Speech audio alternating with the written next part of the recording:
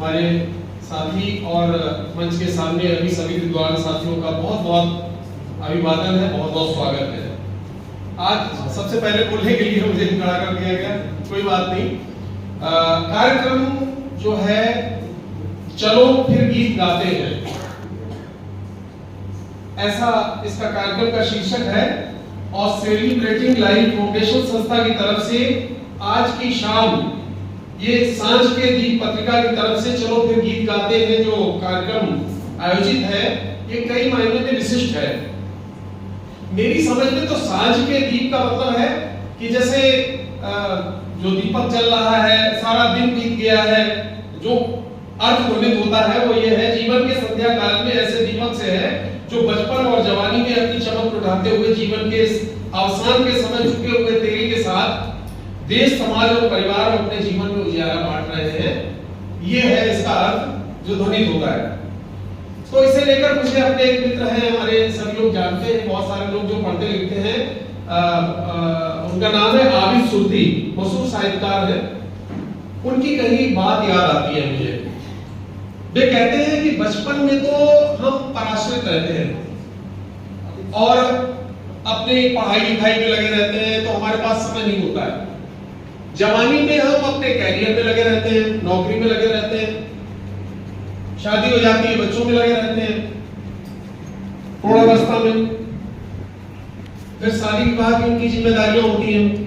इसके बाद जब हम अनुभव से पगे हुए होते हैं और अपनी सारी जिम्मेदारियों से मुक्त हो चुके होते हैं और ऐसी स्थिति में होते हैं कि हमारे पास कोई जिम्मेदारी नहीं और हमारा अनुभव है वो देश और समाज परिवार के काम आ सकता है, तो ऐसे समय में सरकार, देश, समाज हमको रिटायर कर देता है, कहता भैया तुम काम के नहीं रहे, जबकि सबसे काम के उसी समय हम होते हैं। तो नाकारा समझते हैं और उपेक्षित समझ के रिटायर कर देते हैं। आपको हम बता दें कि आबिद सुरती जी ने एक उपन्यास लिखा है और उसका शीर्षक बड़ा अजीब है। बड़ी मनोरंजक फिल्म थी, उसमें एक बूढ़े का बड़ा जबरदस्त रोल था, परेश रावल ने बड़ा अच्छा उसकी भूमिका निभाई थी। वो भूमिका जो है वो उनकी 72 साल के बच्चे वाली। ऐसे में मुझे अपनी लिखी हुई एक कविता याद आती है जो यहाँ पर संभवतः ठीक बैठती है कि मैंने सुना जाते सूरज ने अकड़ भरा संवाद कहा, मैंने सुना जाते सूरज ने अकड़ भरा संवाद कहा, बोल तेरा क्या होगा ऐ दिन जैसा मेरे साथ रहा। बस कुछ क्षण की ही देरी है, जाने भी दे तू मुझको, अंधकार में भटकेगा फिर राह न सूझेगी तुझको। मैं जो गया तो तेरी कोई बात न बनने पाएगी और मैं जो गया तो ये सारी चलती दुनिया रुक जाएगी। चारों ओर सन्नाटा फैला, अंधियारा था दूर तलक, माटी के दीपक की उस क्षण पड़ी दिखाई एक झलक। जब तक हम हैं, जब तक दम है, दुनिया क्यों चिंता करती, जब तक अंतिम बूंद रहेगी गुजारेंगे हम धरती। बोला एक फकीर सूरज से, बात न कर नक्शे वाली, कभी किसी के जाने से क्या दुनिया होती है खाली, कभी किसी के जाने से क्या दुनिया होती है खाली। तो यानी कि सांझ के दीपक का सही मायने में सच्ची भूमिका तभी होती है कि जब अंधेरा गिरने लगता है। मगर सोचने की बात तो ये है कि हम सांझ के दीपक अपनी इस भूमिका को निर्वहन करने के लिए कितने तैयार हैं।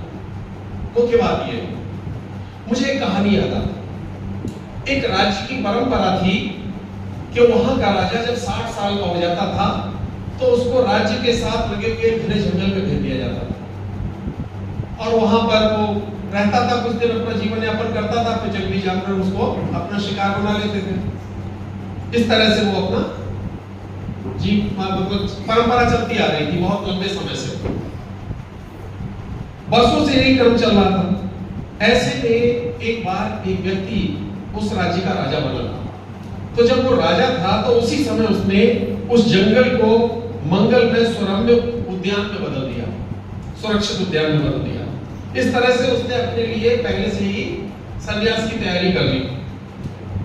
लेकिन पहले के लोगों को यह तरीका नहीं सूझा, तो हमें इसके लिए तैयारी करनी चाहिए क्या भविष्य के लिए हमारी ऐसी तैयारी होती है? भविष्य की तो छोड़ दे, देखा जाए तो हम तो वर्तमान को भी सही ढंग से नहीं जीते।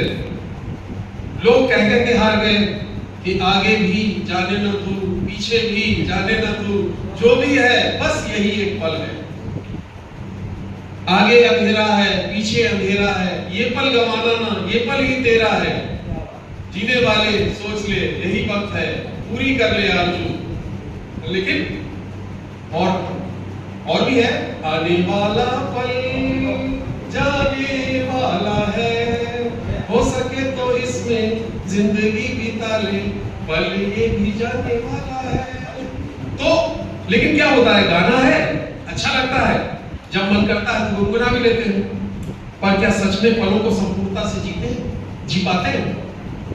सच तो यह है कि हम जिसे जीते रहे वो पल भी प्यासे रह जाते हैं।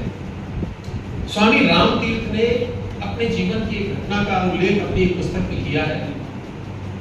वे एक बार विदेश यात्रा कर रहे थे।